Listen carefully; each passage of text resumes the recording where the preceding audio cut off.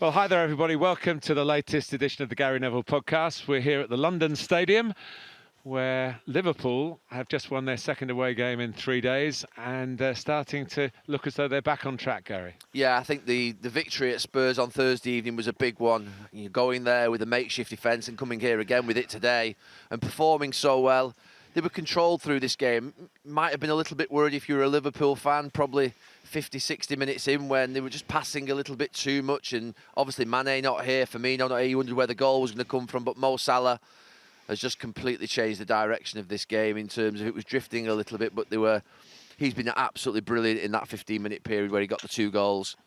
The first goal was typical Salah coming in from the right on his left foot. But the second goal from a West Ham corner, just take us all through it again. So special. I mean, I have to say, you see the first goal, which is a really good goal, but it's one of those that you see quite often from Mo Salah, so you're not out of your chair thinking it's anything different. In fact, I'm more thinking, don't let him back on his left foot. How many times I see that as a fullback, and I'm thinking these types of players that, cut in from the opposite side. But the second goal is so good. It's exceptional. It's breathtaking. The best goals that I ever think of whilst I was at Manchester United were the counter-attack goals where they're just devastation. The best teams really do have it, and the precision, and to attack at pace with precision is the most difficult thing. The pass from Curtis Jones is wonderful. The pass first time from Shaqiri is exceptional, and then the first touch is out of this world. And we give the tag very rarely to people of world class, and we do have some world class performers in the Premier League. Kevin De Bruyne, I think Alisson's a world class goalkeeper, but Mo Salah is a world class forward stroke striker, and that first touch and second touch was just something different. It was an unbelievable goal, one of the best goals I've seen certainly this season. I'm not going to say any season because we've seen great goals, but it really did sort of catch our eye. I think everybody at home will have just thought, wow, what a goal. Just to put it into context, Liverpool with yet another, the 12th different centre-back partnership of the season in 21 Premier League games, and without Mane injured and Firmino came on late. So West Ham might have looked at that and thought, this is our day, but it wasn't at all, really. I think we had a chat before the game, didn't we, about whether West Ham would have the belief. We actually mentioned it about Manchester United last night, that word belief, as to whether they actually think they should be where they are. And then again with West Ham today, you think, do they really believe before the game they can beat Liverpool?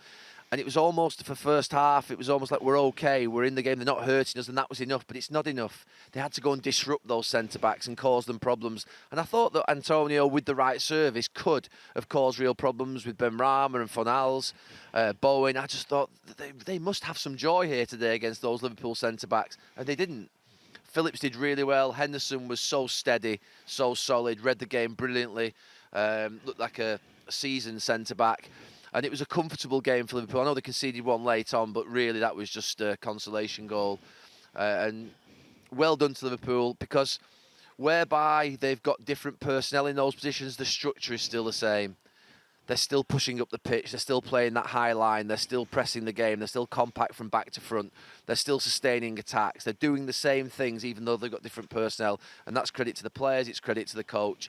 And I have to say that they have been decimated with injuries to some of their best players. Jota, Mane, Van Dijk, Gomez, Matip not playing today. They've had big problems, and yet they're overcoming it. And if they can beat Brighton in midweek, which they should do at home, and that's no disrespect to Brighton, then we've got a real cracker next Sunday against Manchester City, whereby I think they'll be right up for it, this Liverpool team now. So just as we didn't write them off after 5 games without a win, are we going to build them up too much after 2 away wins? And where do you see this Liverpool team, say, compared to a year ago? It's a different season. They've got injuries. I mean, 2-3 months ago, Martin, pre-Van Dijk injury, I was saying this is Liverpool's league and it will be no doubt. All of a sudden, the Van Dijk injury and then other things happening, like Jota getting injured and then the front three just not quite being where they should be, means that it all changed and City have come to the fore. But it is swinging back and forward, and it's a season which, to be fair, can make you look a fool if you make a prediction in 1 month and the month after a manager has lost his job or a team's gone from second down to sixth, or sixth up to second, and it's just that type of place. And I don't think any of us ever thought Liverpool were out of the title race in the last few weeks. I've had a bit of fun. Let's be clear. Watching them in those midweek games drop points and seeing United go top of the league, it's been a 2 or 3 week party. But that's how I felt it was. I felt it was a 2 or 3 week party. I thought it would come to an end at some point, that Liverpool would resume their form. I don't think Manchester United necessarily have to fall away, but I thought Liverpool would come back and that they would get over this blip. They've got too good a coach and they've got too good a squad. What about Manchester City? 8 Premier League wins in a row now. It was a tricky one against Sheffield United, who'd just beaten Manchester United in Manchester. But they are setting the tempo now, aren't they? They are. And if you think about Liverpool's victory at Tottenham being almost like a catalyst for change, we were at that City performance against Chelsea. If you remember, that week was there were a lot of questions asked about Manchester City. They'd had the COVID cases. They had the game called off. They'd had a bit of a difficult run. And then they went and put one of the most exceptional displays of football for half an hour. Then they go and play, I think at Old Trafford, was it in the Carabao Cup semi-final on the Tuesday or Wednesday after, and perform really well. And they've just gone like that. And that's where Liverpool could be. If they beat Brighton, they've got those 3 victories going into the game against Manchester City. They could start to have that feeling that, here we go, the confidence comes back. And it could be a brilliant game next Sunday. But Manchester City at this moment in time, they look fantastic. They do look fantastic, but it is a strange season, and it just takes one little obstacle, and all of a sudden you have a little blip and you can drop points, and City will be aware of that. They don't look like they're going to do it at the moment, but it is a season whereby we've seen it being a little bit up and down. Between Liverpool and Manchester City are Manchester United now the odd bunch in your commentary when we worked together yesterday. But I think everybody knows what you mean, and they're very good players, and they're getting very good results. The Arsenal game, was that a disappointment or a point gained? I think the disappointment is over the 3 games, the Liverpool, Sheffield United and Arsenal, the fact that there's 2 points out of those 3 matches, when the Liverpool and Arsenal games, they were there for the taking. And I had this debate with, I think I saw Roy and Jamie's piece last night about why didn't they show more belief. They haven't got it yet. They haven't got the mentality of a champion team, and it's difficult just to have that from being 8 weeks ago thinking that the manager's in trouble after the defeat to Leipzig and then going out of the Champions League, to all of a sudden 8 weeks later transferring that mindset into we're a champion team. They're not like Liverpool. They haven't won the title, a lot of those players. They're not like Manchester City. They haven't got titles in the bank. They haven't got that experience to be able to draw upon. And I get the bit where you would say, well, okay, you're there, go for it, take it. It's a strange season. But they just haven't got it. We didn't think that 10 weeks ago. We didn't think it 10 days ago. So when we're seeing them in games not quite going for it, it's disappointing. And I share that disappointment, but it isn't surprising. It shouldn't be surprising to any of us because we didn't think they could do it. So when they don't do it, let's not be shocked. It's just disappointing that they're not quite there yet, but I accept it, they're not quite there. I wanted at the start of this season, as a Manchester United fan, Manchester United to get close to Liverpool and City. If you could say to me in another 2 or 3 months they're sat in between Liverpool and City, I'd be absolutely delighted, because that is big progression. They've been masses of points off them in the last 2 or 3 years. They've been nowhere near. And when I call them an odd bunch, they're an odd bunch because they don't put really good performances together over long periods of matches. They play for 10 minutes and then they go away for 15 minutes and then they sort of drift away and the game drifts along, and then there's a moment where they go 1 down and then they come back, and then it's just odd. You watch them, it's odd, and you see patterns of teams develop, but there are very few patterns with the Manchester United team, and that's maybe a little bit because of the fact that they do rotate more, I think. Ole Gunnar Solskjaer seems to rotate 4 or 5 times in midweek and then changes again at the weekend, and maybe that consistency isn't just quite there. More than most other Premier League managers. He does, and that's a good thing. I mean, he's got that from the Sir Alex Ferguson era, where trust your squad, trust your players, trust your squad. And I do think he's got a number of players whereby, if you see the Liverpool front 3, the drop-off is huge. Whereas actually, if you play McTominay, he's probably the number 1 in midfield alongside Fred, but if you play Matic, it's not a massive drop-off. In fact, you could flip a coin between them who plays. I think the same with Van der Beek, Pogba and Fernandes. Fernandes is number 1, but actually the drop-off to Pogba's equal probably at times. And the same with Greenwood, Martial, the same with Rashford and Cavani. Or, there's not that massive drop between all the players, and there are a couple of them that have to play. I think that Maguire has to play. I think he's one of them. I think Fernandes plays. But the rest of them you can rotate without that bigger drop-off. Luke Shaw has to play now. Luke Shaw now, even though Tellez has done well, I think, in the game against Sheffield United. But you're right, Luke Shaw stepped up to a level, so they miss him when he doesn't play because he drives forward down that left-hand side. But I just think Manchester United, they are an odd bunch. They're getting better. And I think the fact that over the last few weeks we've got excited and it's been fantastic to see them sort of emerge at the top of the league, it's really important now they concentrate, that Manchester United group of players, because they're in the midst of a run that could be a little bit difficult. They've got to get back to winning ways, or else that 3 games could turn to 4, could turn to 5, and before you know it, they could be back down where Tottenham have fallen, or Chelsea. At times this season, we've said Tottenham and Chelsea could challenge for the league, and within 3 or 4 weeks, they're down in 5th or 6th, and you think, what's going on? Manchester United have got to make sure now they demonstrate some consistency. They were always going to drop points at times, and it's been disappointing this last week or two that they haven't had that belief. But I'm not surprised by it. None of us thought they had the ability to win a league. So now that they're not demonstrating that ability, I'm not shocked. I wish they would. I wish they had it. And it's there for the taking, because the other teams are not obliterated, but they're weaker. City and Liverpool are weaker, so why not go for it? And I'm sure they are, but there's something just missing, and that's why I call them an odd bunch. We're talking before Tottenham's game this evening, by the way, because they could bring a story that we can't obviously comment on. One story I've got to ask you about is Frank Lampard leaving Chelsea. We haven't done a podcast since that happened. What was your take on that? I think because of the rumours that had come out of Stamford Bridge and into the media a week before, it wasn't really the shock. I think once you hear those rumours, I thought initially would get more time just to let them settle in, but then you can't be surprised at Chelsea. I go back, Martin, to that, you were there, I think, in Napoli 8-9 years ago when Villas-Boas had picked a team in the afternoon of a Champions League game, and he'd left out, you'll remember, I think they left out Frank Lampard, Michael Essien, and another big player at that time. And I remember the Chelsea players at that time ringing up members of the media and trying to get him out. And Frank was part of that group. And it's been really a brutal football club for managers for many, many years. And Frank's suffered that brutality last week. So he should be the least of all surprised, because he's seen it when he's been at the club, when Villas-Boas has sacked, to Scolari and all the rest of them that have come and gone. Not surprised, but hurt, I would guess. Oh, he'll be hurt and he'll be disappointed. But I hope he's pragmatic about it, in the sense that it's not a reflection upon him, in the sense that, you know, every manager at Chelsea gets sacked before they probably think they should. They don't get the time that they all think they should. That's what happens. It's an immediate, you know, it's a club that has a model that's worked, and he knows that model. So for me, I never shed a tear for Frank the other day. Sometimes I feel really sorry for managers, but actually I feel Frank's had a massive experience.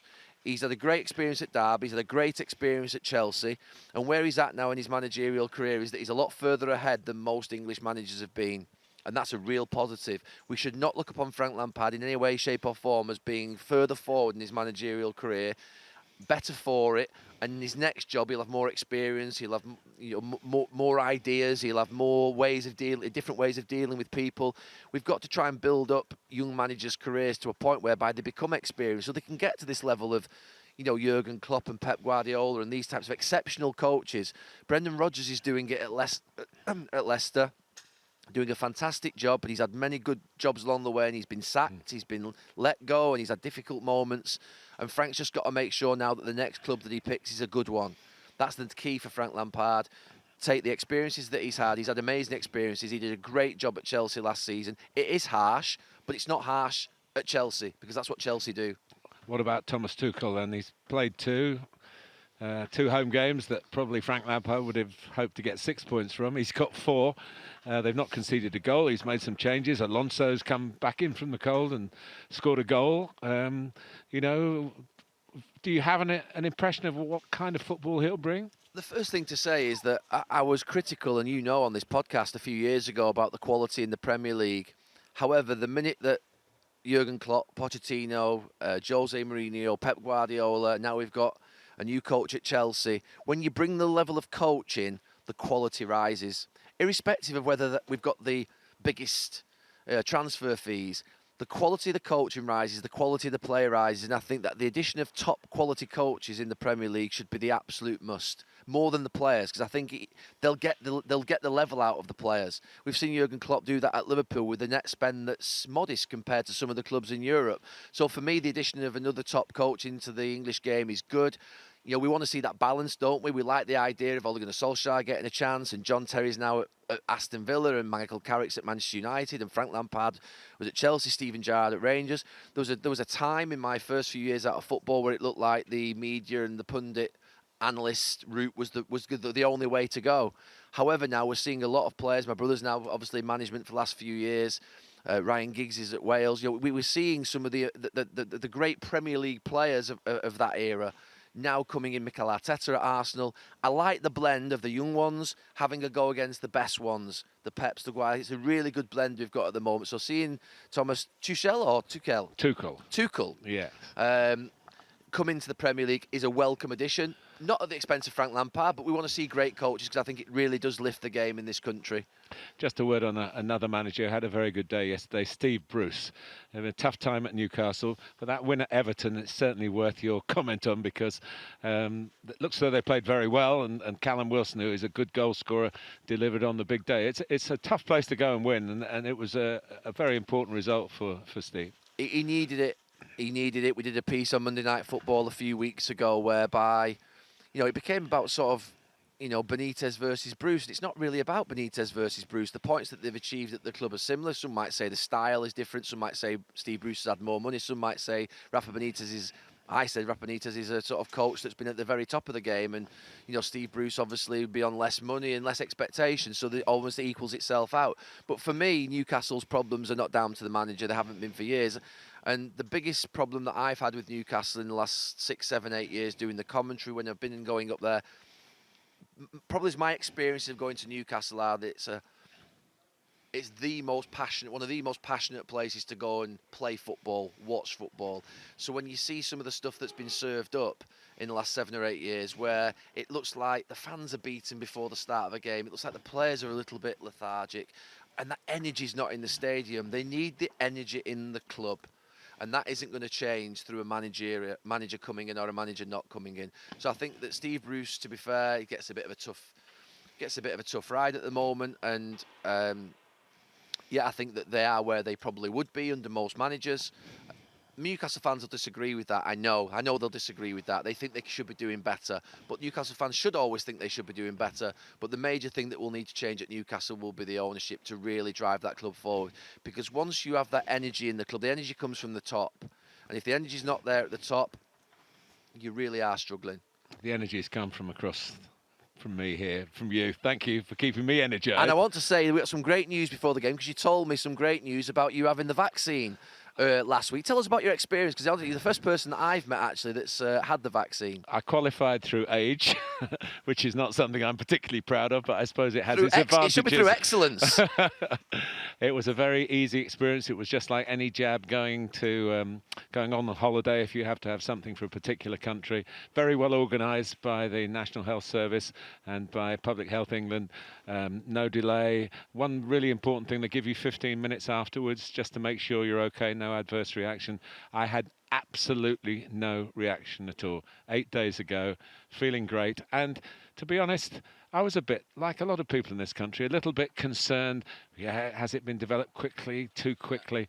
But I realised when I got there, it was my responsibility to have it, not just for me, but for obviously mixing in the community. We're lucky enough to be out and about in the difficult times at the moment. And when I came out, having had it, I felt very good because I thought it was the right thing to do. And I would say to everybody who's faced with this decision, and it is a personal decision, everybody has the right for their own choice. From my experience, do it. Yeah, well, it's great news. I have to say that we've been critical at times, haven't we, of the government on this podcast. However, I have to say that on the vaccine, they're getting it right like you wouldn't believe. I mean, the amount of people that are having it, everybody that you hear talk about in the media, now you firsthand, the efficiency of the process seems good. So that's great news, and I thought it was worth us mentioning it on this podcast. I hope it makes me 20 years younger. It will, I'm sure. You don't need to be. Gary, thank you as always. Thank you very much.